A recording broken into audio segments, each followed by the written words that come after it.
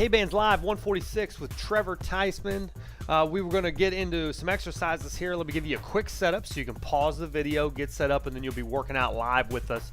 We got to have a high-level ballistic band. Notice we've got the black and the blue here because it's a planked ballistic band extension here. So you got to have enough weight to where you don't bust your nose off the ground.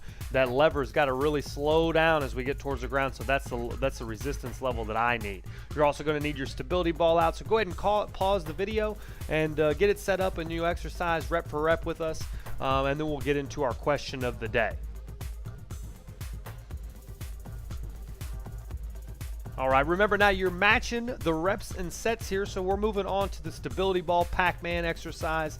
You're going to squeeze the ball in between your legs, get a little bit of groin activation, but what the main cause here, or the main activation point, is going to be in our abs. You're going to crunch up, grab the ball, and then you're going to flip it over. Working I call it the Pac-Man, but let me tell you, you're going to get a big muscle burn if you take your hands above your head and let them feet get closer to the ground. As soon as you get that little stretch spot, you reach up, make sure that your feet aren't coming up to your forehead too much, because you're going to turn off the abs and allow the legs just to be the worker. We want to have to crunch up, get the shoulder blades off the ground, and get the extra muscle activation there. Now, when you go back and forth, this superset is going to absolutely annihilate your abs, and that's what we're going for. So keep your pace here, and I'm going to jump into the question of the day while you finish up your first superset, and then I'll explain the next exercise as well.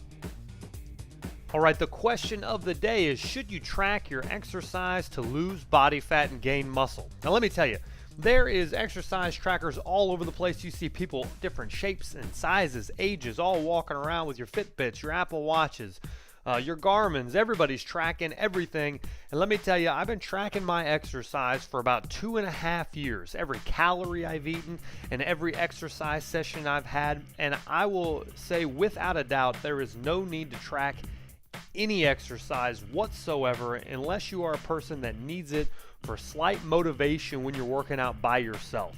The calories never seem to add up.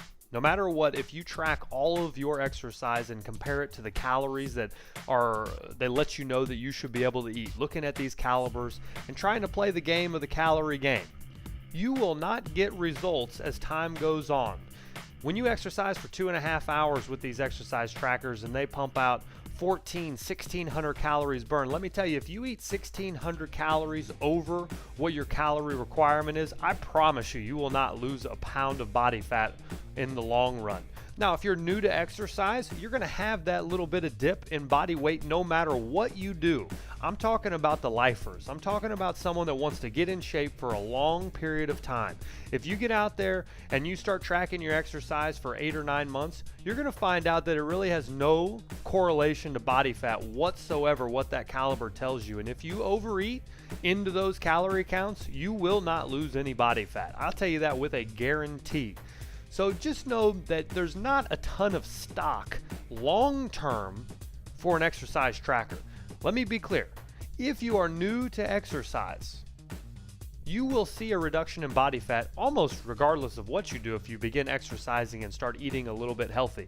But if you start getting nitty-gritty and you start counting every calorie and you add in that exercise and you start eating into that window, I'll give you an example.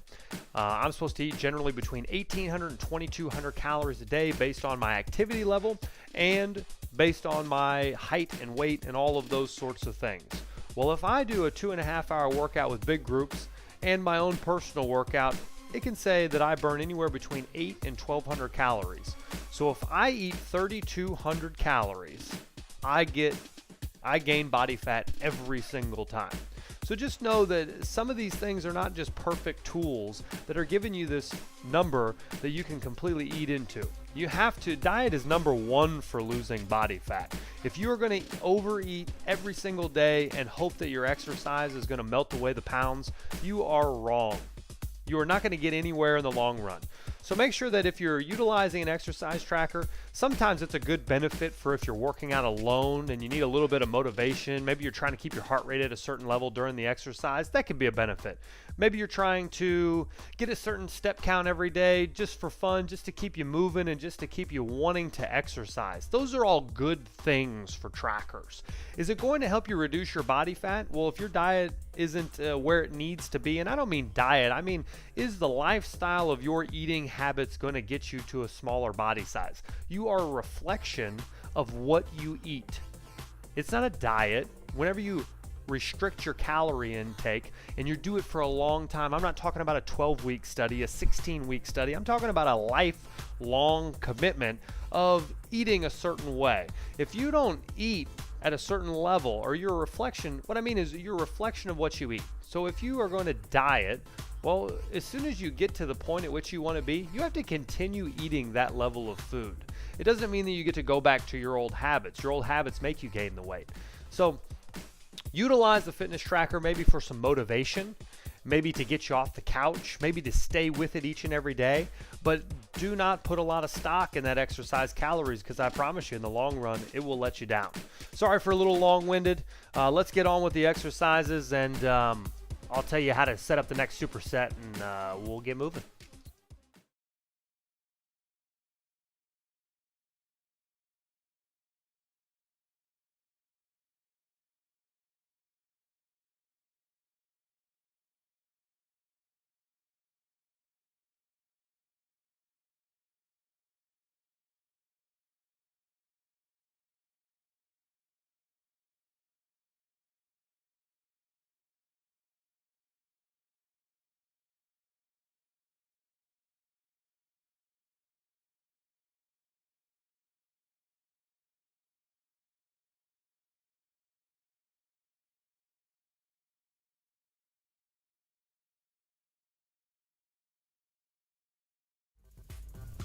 All right, next superset, I'm going to be brief.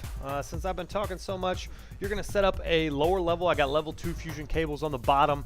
Great cross cable concept here. We're going to be getting up nice and tall, and this superset's going to roast our shoulders. So we've got reverse flies, but we're going upright so we get a little more trap activation with our shrugs. We'll go back and forth, lightweight on the shrugs first, start building on the pounds each and every set, throw on some plates, and we're going to get pretty heavy there at the end. But you're going to go heavy on the traps, and then you're going to come over and you'll get the fusion cables to kind of take you over the top with that lighter weight. Heavier or lighter, quicker reps on the right. When you get over to the shrugs, a little bit heavier, more controlled.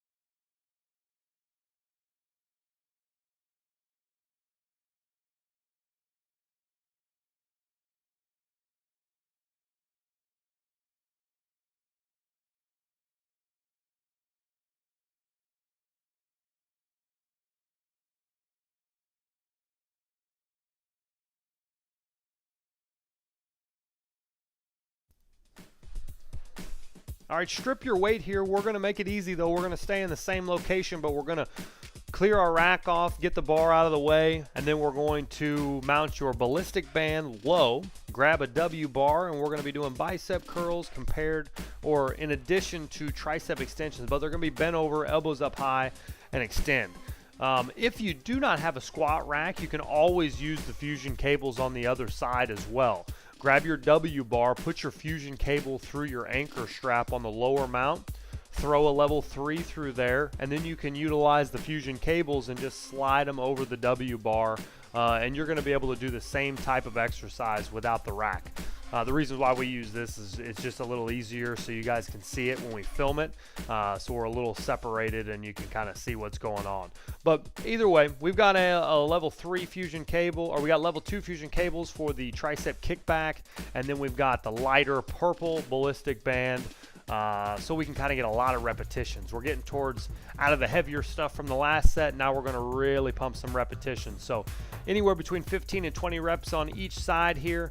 On the bicep curl, what I want you to think about doing is really getting those elbows up and squeezing your biceps at the top. We're going to do different types of pulse sequences, so pay attention to the video when I get quiet here and you get into your workout. Pay attention to the different range of motions I'm using, mixing that up to get more activation. Now, as you come over to the bent over rows with the fusion cables, a lot of times I see people will get a lot of movement in their elbows. You start dropping your elbow to the ground and then you swing a straight arm back. Notice my elbows don't move. I get those elbows pinned up there and it's just a pivot. It's just a pivot that comes up, and I'm really working to get my index finger, that's my focus. My index finger is rotating out so that I can get some great activation on that outside head. So lock in the elbows. You can push them against your body. You can flare them out to the side. Those types of movements are okay, but really you want to make sure that that elbow is staying in one spot. Hey, work hard on this superset, and we'll talk to you to finish it up in a minute.